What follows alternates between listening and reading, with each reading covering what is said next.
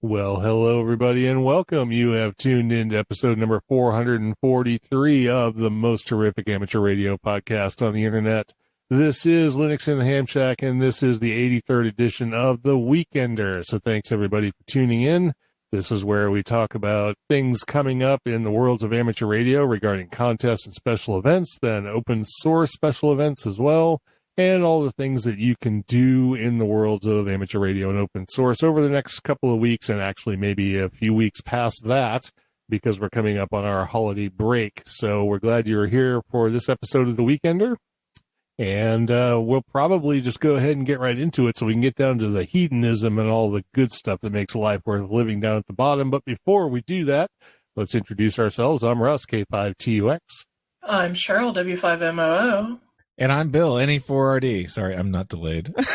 No, well, not delayed technically. Not delayed by technology. I was delayed because I was busy looking at I was actually busy trying to figure out why my mouse was not allowing me to build my virtual machine of NixOS. So that's what I was working on. I'm so sorry.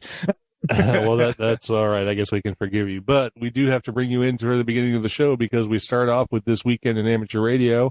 And the first thing we usually talk about is upcoming amateur radio contests. And that's where you come in. So what do we got coming up? So we got some contests, and this will be a pretty quiet weekend. I mean, there are some other ones going on, but the one I chose to highlight for this weekend was the Awrl 10-meter contest. And, because 10 meters is just so near and dear to my heart, and we got to always talk about 10 meters. So when is it? It starts at 0000 Zulu, December 11th, and it runs to 2400 Zulu, December 12th. Band is, of course, 10 meters. Modes are single sideband and CW. You can choose either to do mixed, both, or you can do one or the other. And then you're only competing against people just doing single sideband or just doing CW. Simple exchange is 5.9 in your state, so you don't have to worry about your section and stuff like that. And the logs are due within 7 days of the event, so make sure you check out any other rules. And this is a great opportunity for technicians to get on top of some HF. Oh, God, I'm going to never get rid of this cough. Anyway, there are no state QSO party challenges or worked all QSO parties. I didn't see any for next week either, so it's going to be pretty quiet in that regard. Contest for next weekend, we have a couple of ones here mentioned. We have the Stu Perry Top Band Challenge. That one runs from 1500 Zulu December 18th to 1500 Zulu December 19th. Band there, of course, is 160 meters. Or 160 meters. Mode is CW. This event was created by a small group of contesters who were interested in 160 meters, also known as the top band. The most unique feature of this contest is that the point value of the QSOs depend upon the distance between the two stations. You are given 1 point plus another point for each of the 500 kilometers of distance between you and your contact. Points are also multiplied for lower power categories. So it's an opportunity to bring out the QRP station and try to work some top band, which doesn't really work out very well. So unless you have a really good antenna for 160. The other, I'm hearing my cell phone now in my sound system. The Awrl EME contest is the other contest next weekend, and it runs from 000 Zulu, December 18th to 2359 Zulu, December 19th. This one is 6 meters up to 1296. So, pretty much doable. CW, single sideband, or digital. And of course, you need to work as many amateur stations as possible via Earth, Moon, Earth path on any authorized amateur frequency above 50 megahertz and up to, 1.2 gigs. So check out that contest. And again, no state QSO party challenge or worked all QSO parties. And I did get a chance to work sweepstakes while I guess we were on break. So I did work the voice single sideband sweepstakes QRP, and that was kind of fun because I hadn't contested in a while and had a good time. So get out there and contest and have some fun. All right, sounds good. So definitely a few things to work on over the next couple of weeks if you want to do some contesting. And if you want to do special events, there's a few of those around, although they did seem to be a little light between here and Christmas, and I'm sure they'll start picking up again after the first of the year as well. But there are a few. The first one here is the Transatlantic Test Commemoration of 1921. for the 1 Bravo Charlie Golf replica transmitter. This will be operating December 11th, 2300 Zulu to December 12th, 0400 Zulu.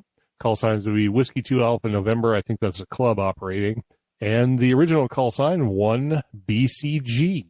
They'll be operating on 160 meters, top band, 1.820 megahertz, and CW, because that was the original transmission.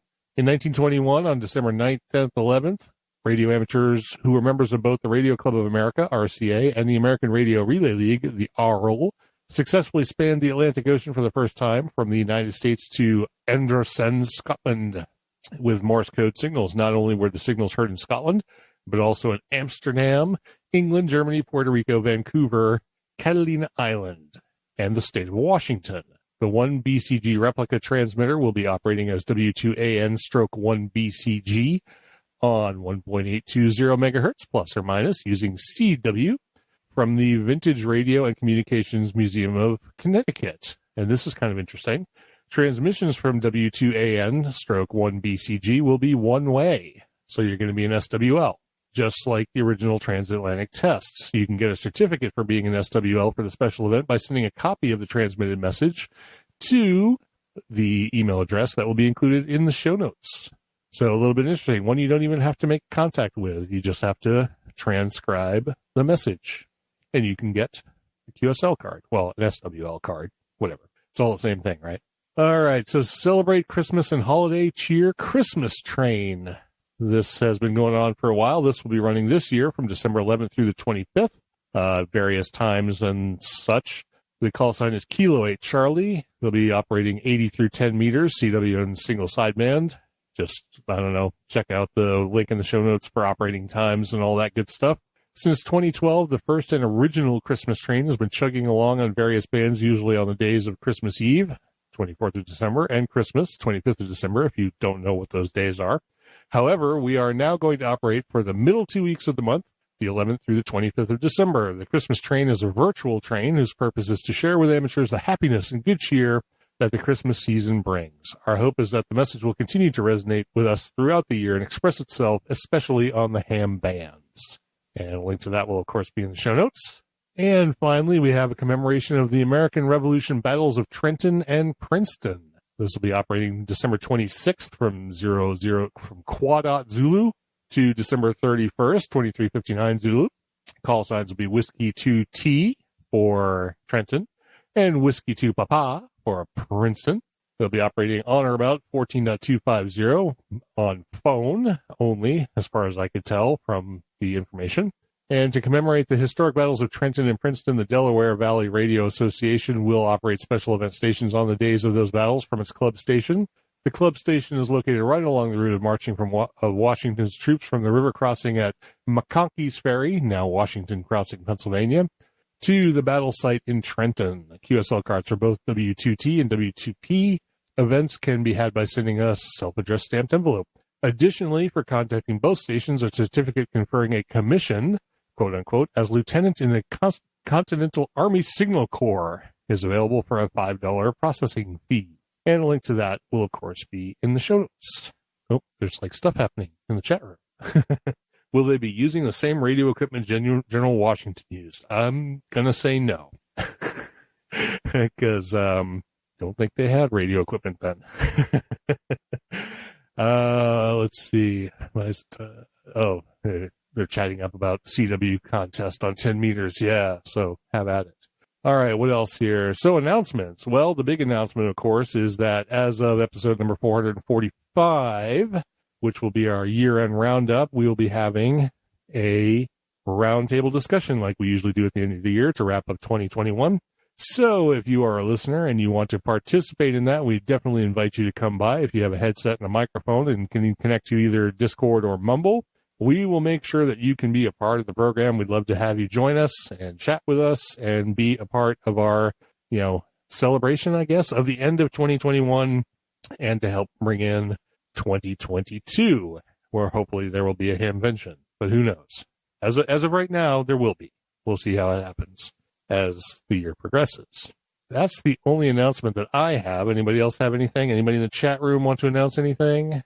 Any of the co-hosts want to announce anything? No, nothing for Nope. me. Nothing, Okay. no. Okay, good. Yeah, just smoke some more of that cigar. Try and get some of that phlegm up.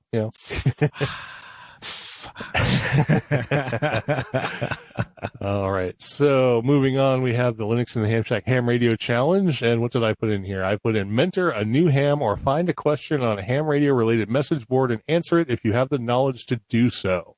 I don't know, it felt like being in a mentoring mood or something. And even Or answer it if you don't have the knowledge to do so. We love those. That's what Reddit's for. well, yeah. Reddit, everything is game. But if you're going to be serious about it, try and answer the question with actual real answer. But With authority. yeah, with authority and no information. So, Do everything with purpose. That way it doesn't seem like you don't know what you're talking about. exactly. All right. So moving on, that takes us out of the amateur radio segment and moves us quickly into open source. And the first thing we usually bring up in open source is a distribution you might want to try. We have mentioned NixOS before, but there's apparently a new version to try. So Bill's going to walk us through it. I think you were just trying to install it now while we were on the air. Yeah, well, while we're recording this, I've been secretly trying to install this known OS here as NixOS. Yeah, this is NixOS 21.11, probably for, November. Porcupine is the code name for the release. The 21.11 release was possible due to the efforts of 1,541 contributors and in 41,960 commits. That's a whole lot of spaces to put in there. We would especially like to thank our top 10 contributors, Sandro Jackal, I'm not even, whatever. The names, if I pronounce them wrong, sorry. You probably don't listen to this podcast anyway. Fabian Affolter, Martin Weinelt, Fig Soda, Arturin, Mario Rodas, Bobby Arong, Jorg Thalheim, Robert Schutz, Michael Weiss. NixOS is already known as the most up-to-date distribution. I didn't know that, but it is in the top 3 by total number of packages, and we expect this trend to continue. Yeah, they have something like 60,000 packages in their repo. They claim the OS is reproducible. Nix builds packages in isolation from each other. This ensures that they are reproducible and don't have undeclared dependencies. So if a package works on a machine, it will also work on another. Declarative. Nix makes it trivial to share development and build environments for your projects, regardless of what programming languages or tools you are using. And it's reliable. Nix ensures that installing or upgrading one package cannot break other packages. This is probably due to the sandboxing. It allows you to roll back to previous versions and ensures that no package is in an inconsistent state during an upgrade. And if you're interested in that, NixOS does come up in a lot of different conversations.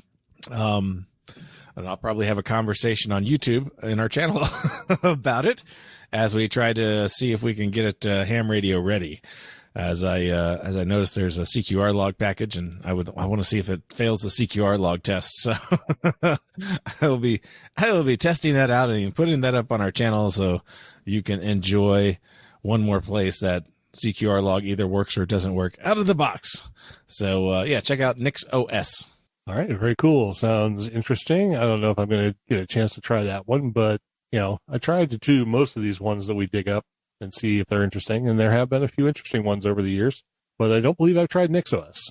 Maybe I'm looking for the install button. That's what I'm like. I don't see an install button, so I think we just need to change our Linux in the Ham Shack Ubuntu distribution to Lazy Linux. Lazy Linux. Lazy Linux. I like it. And we were coming up on open source events that are coming up, and they're kind of few and far between here at the end of the year, but I did find a couple. So we'll go ahead and let Cheryl take over and tell us what's coming up for the end of December. Alrighty then. The first one, which is December 14th and 15th, is the Automotive Linux Summit. It is a virtual event, and the cost of that is $50.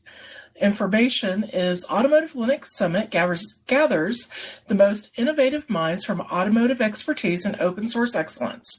This includes automotive system engineers, Linux experts, R&D managers, business executives, open source licensing and compliance specialists, and community developers. The event connects the developer community driving the innovation in this area together with the vendors and users providing and using the code in order to drive the future of embedded devices in the automotive arena. As with the past virtual experiences, know that we're taking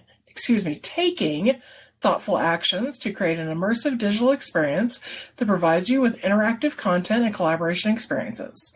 You'll have the ability to network with other attendees, attend presentations with live Q&A, interact with sponsors real-time and more, all virtually from anywhere.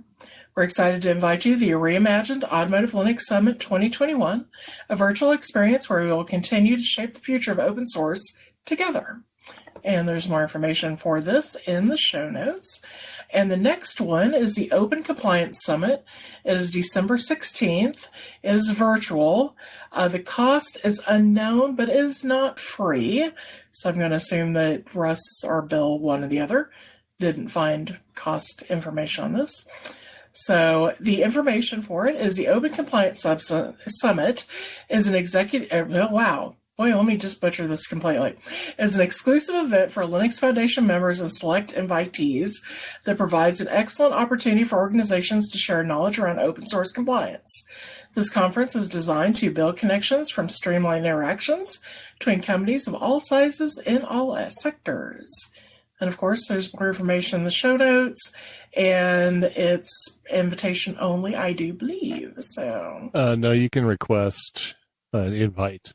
So it is invite only, but you can. It's not like they're doing the invitations. You can request an invitation. So if you want to go, you got to get on that now. Yeah. Well, eventually, I guess they'll figure out how much it's going to cost too. So yeah. Well, there is that too. So alrighty then. So and that's it. Yeah, that's it. Not much coming up. I'm sure as January rolls around, things will start picking up again in this kind of space. Wintertime is no good for anybody, except in Australia, but I didn't see a lot of Australian conferences either. So anyway, so moving on, we have the Linux in the Ham Shack Open Source Challenge, and I threw in here, consider the gift of open source for someone on your friends and family list for the holiday season. Get them a pie or something, or overwrite their Windows distro or something. Do something nice for your friends.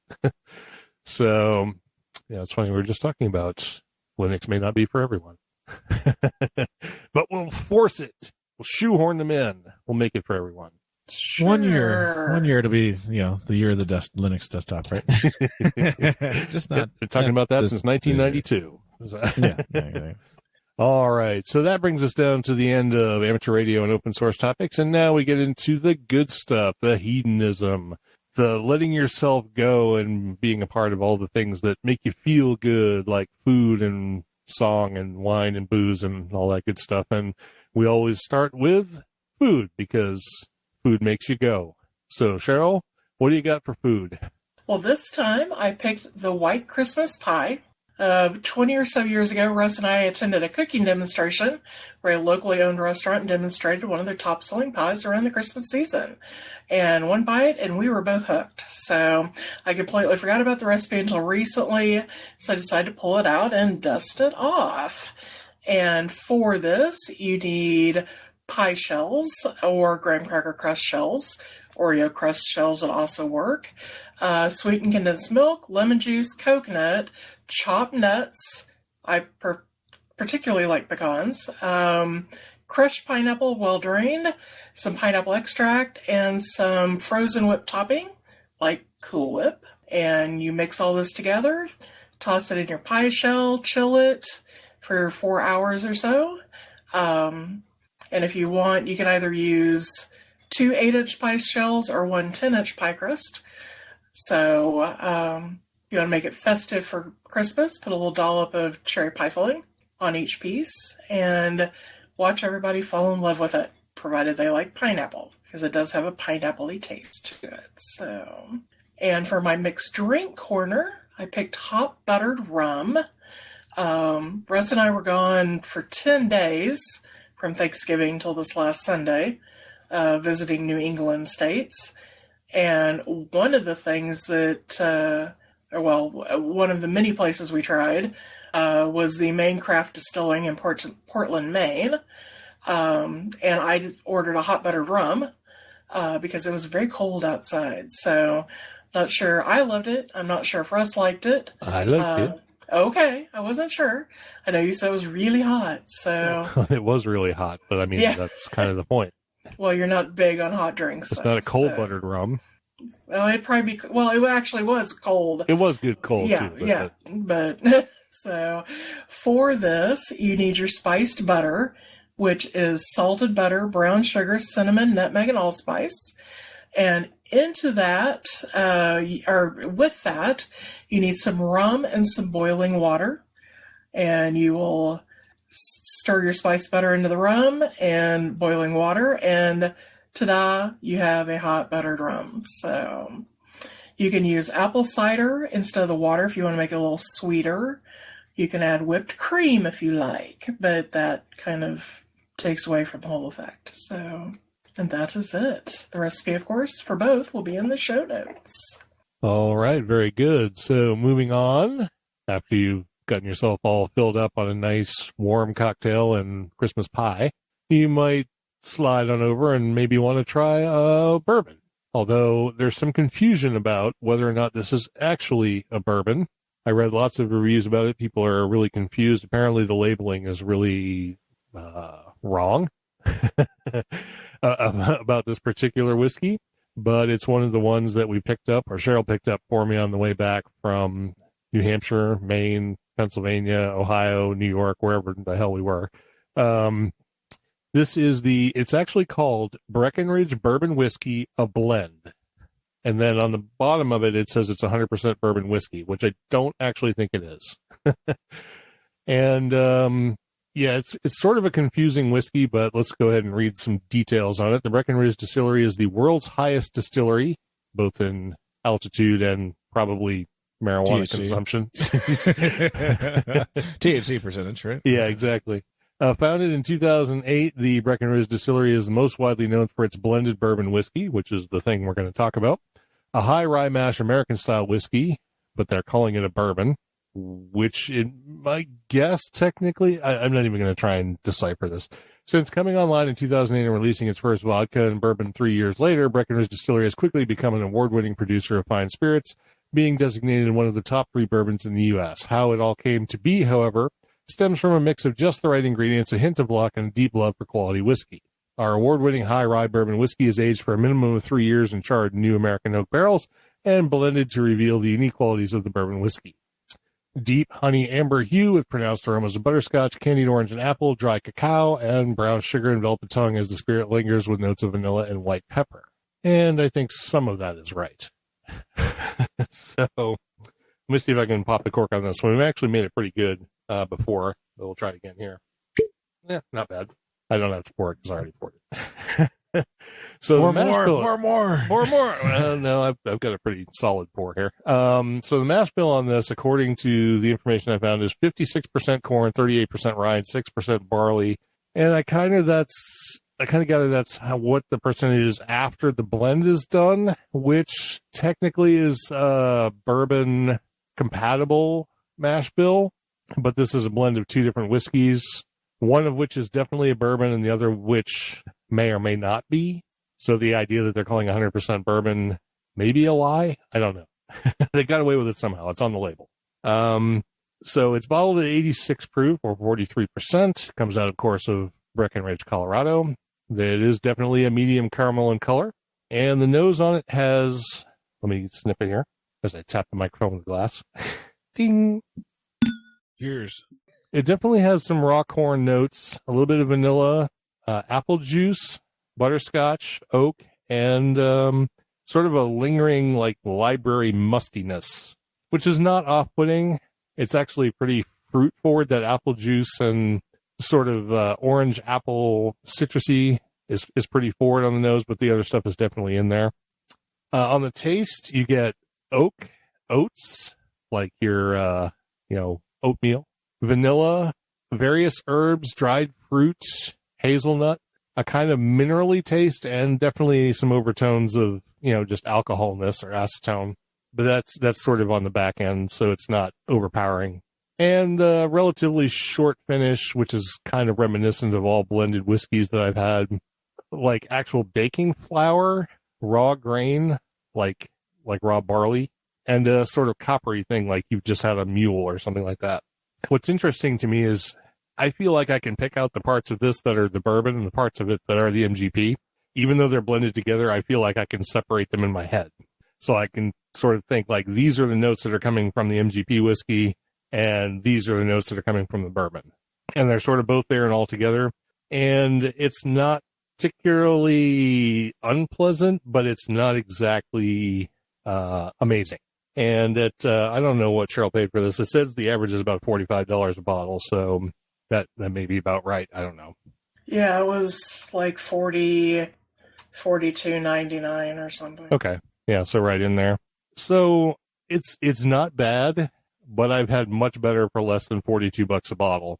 And this apparently has won many awards, and I think it's sort of that combination of all the different flavors that are coming at you from two different sides, but to me they kind of stay separate and they don't blend into something wonderful. So it's definitely not my favorite thing, but it's not terrible either. So I think based on that and its price and its relatively low proof, I'm going to have to go with a rating that's fairly low, but not terrible. So I'm going to give it an 83. But at least it's something different on the shelf. So if somebody wants to try a Colorado bourbon, if it is in fact a bourbon and not an American whiskey, it can be offered. And again, it's just something with a different flavor profile. There's definitely some stuff in there like that mineral water and that sort of copper note, that sort of drying copper note at the end that isn't in a lot of stuff I've had. So not great, not bad, but it is what it is. And that's Breckenridge Bourbon Whiskey, a blend. So if that sounds like something you might want to try, give it a try. I know I'm not showering it with praise or anything like that, but it is different. So, all right. And finally, Bill, do you have anything? Not really. I did start the evening on Cheryl's side of the court with a screwdriver. Had to have my vodka and because I got to empty that stupid bottle in there. But I am having some 1792 small batch right now, so that's much better. Stuff. Yes. Yeah. Darren says it's the bourbon you take in your hip flask to the library, and I said yes, that's actually quite good because it's pretty easy drinker. It's low in proof and.